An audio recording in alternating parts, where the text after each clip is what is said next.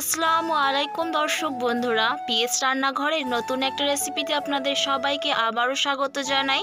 আর আজ আমি কোনো রকম কেমিক্যাল রং ছাড়াই খুব সহজেই গাজরের হালুয়া বানিয়ে দেখাবো। তো বন্ধুরা, পুরো ভিডিওটা না টেনে দেখবেন, আর ভালো লাগলে অবশ্যই একটা লাইক আর সাবস্ক্রাইব করে দেবেন। তো প্রথমে এখানে আমি 1 কেজি পরিমাণ গাজর ছুলে নিয়েছি, ভালো করে ধুয়েও নিয়েছি। এরপর আমি গ্রেটার দিয়ে গ্রেট করে নিচ্ছি। যে মিহি একটা গ্রেটার থাকে ছোট ছোট ছিদ্রওয়ালা, সেটা নিয়েছি। দেখুন কতটা মিহি করে আমি গ্রেট করে নিয়েছি, এভাবেই গ্রেট করে নিতে হবে। তো সবগুলো গাজর গ্রেট করা হয়ে গেছে, দেখুন কতটা ঝুরঝুরে গ্রেট হয়েছে। এরকম মিহি করে গ্রেট করলে খুব সহজেই তাড়াতাড়ি করে নেওয়া যায়। তারপরে একটা কড়াইয়ে দিয়ে দিলাম 2 চামচ ঘি। তারপরে ঘিটা হালকা একটু গরম হয়ে এলে এখানে দিয়ে দিচ্ছি গ্রেট করে রাখা গাজরগুলো। দিয়ে গাজরগুলো কিছুক্ষণ আমি ঘিটার সাথে ভেজে নেব। খুব বেশি ভাজার দরকার নেই, প্রায় 5 মিনিট মতো ভেজে নিলেই হবে। হালকা একটা সুগন্ধি চলে আসলেই বুঝবেন যে ভাজা হয়ে গেছে।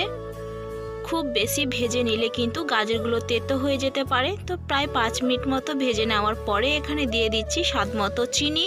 চিনিটা আপনারা স্বাদ বুঝে ব্যবহার করবেন, আপনাদের গাজরের পরিমাণ অনুযায়ী। আর এখানে আমি 1 কেজি গাজরের জন্য একটা বড় সাইজের বাটিতে 1 বাটি চিনি ব্যবহার করেছি। তো চিনিটা খুব ভালোভাবে গাজরের সাথে মিশিয়ে নিতে হবে যতক্ষণ না চিনিগুলো গলে যায়। তো তারপরে আমি দিয়ে দিচ্ছি লিকুইড দুধ। আপনারা এখানে গরুর দুধ বা পাউডার মিল্কটা গরম জলে গুলেও ব্যবহার করতে পারেন।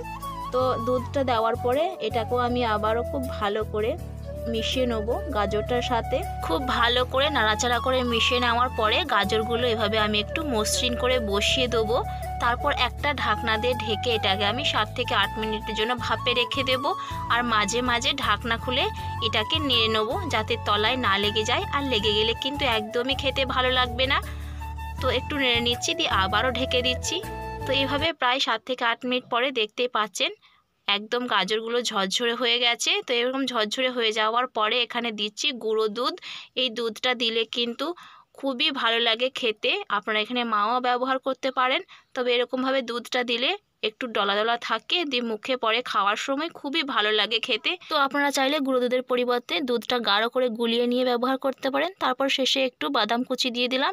আপনারা চাইলে এখানে এলাচ গুঁড়ো কিংবা গরম মশলা গুঁড়ো ব্যবহার করতে পারেন। তারপর একটা প্লেটে সার্ভ করে নিচ্ছি। তো বন্ধুরা, আমার এই রেসিপি ফলো করে অবশ্যই বাড়িতে এই ধরনের গাজরের হালুয়া ট্রাই করবেন। শেষ পর্যন্ত দেখার জন্য আপনাদের অনেক অনেক ধন্যবাদ। ভিডিওতে একটা লাইক দিয়ে আমার পাশে থাকবেন। দেখা হচ্ছে নতুন কোনো একটা রেসিপিতে। আল্লাহ হাফেজ।